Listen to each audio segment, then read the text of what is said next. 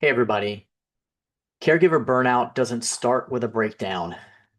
It's more subtle. It starts quietly. It's a skipped meal there. It's a sleepless night there. And suddenly you're running on fumes. And today we're going to talk about the early warning signs of caregiver burnout and how to stop the burnout before it stops you.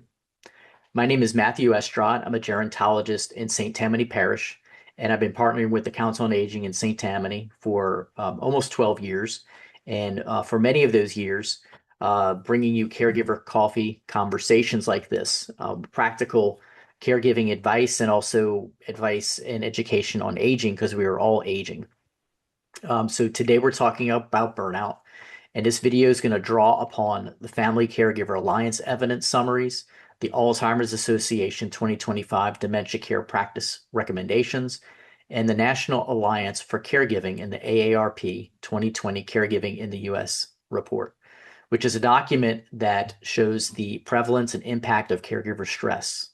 Clinical understanding of caregiver burden is supported by Schulz and Sherwood in 2008 or 2008 in the Gerontologist journal, and research on caregiver health risks from Vitaliano in 2003. The warning signs of burnout and the prevention strategies are informed by the National Institute on Aging and the Hartford Institute for Geriatric Nursing. Before we get into that, just a quick spiel about our caregiver support group that is sponsored by the Council on Aging in St. Tammany, and that I've been facilitating for those almost 12 years. We meet every Tuesday evening of the month, unless there's a holiday, of course. And even then, if there's a holiday, typically we shift that to later or earlier in the week. We go from 6 p.m. to 7:30 p.m. And sometimes we're in person, and sometimes we are on Zoom, so virtually, but we're not. It's not a hybrid. It's not both in one night. It's either or. And the what you want to do is get on our private email list by looking up the flyer on the Coast website. It's coastseniors.org. Go navigate to the caregiver information. There you'll see a calendar flyer for the current 2 months, and there'll be information on there on how to sign up for that private email list. What does that get you? That gets you an email reminder every Tuesday. And when we are virtual, that reminder will include a Zoom link and a phone number, however you want to join us. When we're in person, that's the first Tuesday of the month and the third Tuesday of the month. The first Tuesday of the month, we're in Slidell at the Senior Activity Center, and the third Tuesday of the month, we are at the Covington Senior Activity Center. Any other Tuesdays, we're meeting virtually. Of course, if there's bad weather, like severe weather, we'll shift to a Zoom so that people are safe. But it's really not that often we have to do that. So get on that list so that you can get the reminders, you can get the flyer, and we hope to see you at a future support group. All right, on with this really important topic, the warning signs of caregiver burnout. So caregivers are significantly at a higher risk for depression, anxiety, and chronic illness. Schulz and Sherwood describe caregiving as a public health risk when unsupported. Burnout can lead to worse outcomes for both the caregiver and the person living with dementia, meaning more ER visits, more behavioral symptoms and expressions, and earlier entrance into a nursing home or other type of facility. And it rarely happens suddenly. It builds slowly and quietly. It's kind of we kind of make excuses to ourselves for these things, and they build up. So recognizing the early signs and doing something about it is a key to prevention. So you can't pour from an empty cup, but caregivers, they try every day. You probably heard that phrase before. You cannot pour from an empty cup. So this is just all about keeping your pitcher and your cup full.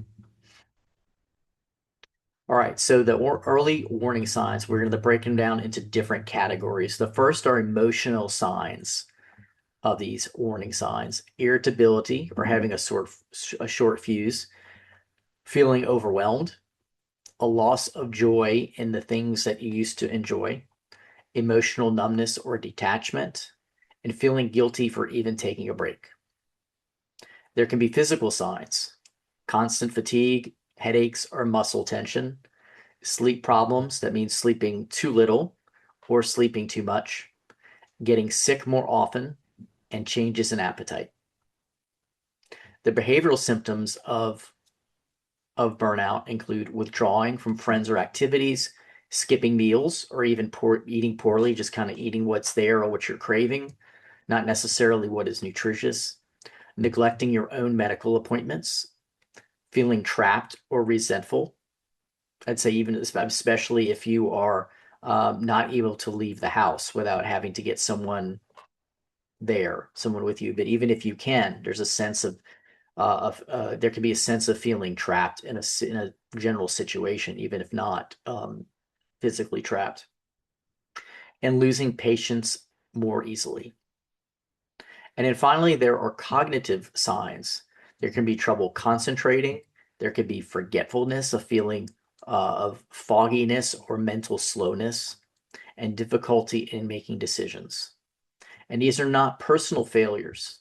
These are just warning signs that you need help and support. So why does burnout happen? There are a few reasons. One is the constant vigilance. Caregivers are on, you're on stage, you're on alert 24 hours, even if you're sleeping. Maybe you're sleeping, poorly because it's a light sleep, because you're worrying, because you're on. And this hypervigilance can drain you mentally and physically. You could have role overload. So think about all the different roles that we have. When you're a caregiver, you're a caregiver, you're a spouse, maybe you're a parent also at the same time, an employee. You could be a household manager. I'd even say, we have trouble, like, I guess, deciding which one is your main role. Like, are you mainly a spouse still, or are you mainly the caregiver or a nurse? And that can really be stressful and overloading. Next is lack of sleep. So if the loved one that you're taking care of may get up and wander or pace at night, that can keep you up. That keeps you on your toes. This keeps you up and interrupts your sleep. Anxiety, irregular routines, sleep deprivation. It certainly compounds stress dramatically.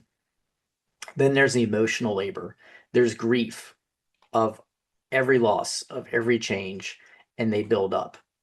And guilt is about not doing enough. It's about, many times we have this idea of what the perfect caregiver is, and where we're not measuring up to that expectation that we've set, and that is probably not realistic. That deficit creates guilt. There can be a fear of the future, what'll happen, what's gonna what is the situation gonna be in a year from now, or what if I die before my loved one does? It's kind of like, how are they going to be taken care of? So all these fears. Ambiguous loss. The person that you care for is there physically, but psychologically they are not fully there. They're still, but I'll also want to add, they still have 100% of their dignity as a person and as your spouse or as your parent, even though we say that, describe ambiguous loss in that way. Um, you can experience isolation, friends and family drift away. We've talked about this in previous videos. It may be hard to leave the house, and it's even if you were to bring in a sitter or someone to volunteer to be with your loved one, there could be this fear of leaving the house. And few people really understand a daily reality, even your own family members. And that's why, the caregiver support group that we offer at Coast can be so powerful. It's like you are in the room, or real room or virtual room, and these people get it. Like, you can describe what's happening and your stresses and the situation, and they will understand, because while they're taking care of someone completely different, they just get it because they're experiencing it right now, and they're spending time with their loved one just like you are with yours. Whereas other family members of yours may not be around your loved one or you to really get a full picture of what you're saying, get true lived experience and illustration. So what can caregivers do?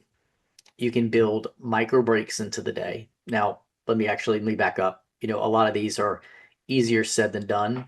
So it's kind of like, pick one or two and that are your favorite or seem the most reachable, and then, work on that. So um, build in micro breaks. This could be 3 to 5 minutes of breathing. This can be stepping outside for fresh air and sunlight. We need sunlight to help us, especially help us to sleep later. So getting some sunshine on your face. Stretching, like getting some good stretches, good deep stretches, learning how to stretch, looking online safely from reputable sources. Make sure that you're staying hydrated. And these small resets, they add up. Just like losses can add up, well, small resets can add up and prevent big crashes. I want to talk about breathing real quick. I know it's common for someone to say, just take a deep breath, and it may sound like, very like a platitude, but I know personally when I am stressed out, when I can remind myself, it's not all the time, but when I can remind myself, where I can remember to take a deep breath, it makes a huge deal. We're talking like deep belly breaths, not but using like pushing your belly button out, getting a big breath of air in your belly, and then slowly letting that out through pursed lips. It really does help. Helps me. So that's a suggestion. Ask for specific help, which I know this can be difficult. Can you sit with mom for 1 hour on Tuesday? Or even just saying it, like, I need you there for 1 hour on Tuesday. And you can tell them why or not. You could, it could be for a doctor's appointment. It could be to go to the pharmacy. It could be to get groceries. It could be something, or it could be something like you just need a break. Like you don't need to justify it. So however you're comfortable doing that. Another is, can you pick up groceries? Or I set up a pickup order. Can you go pick it up?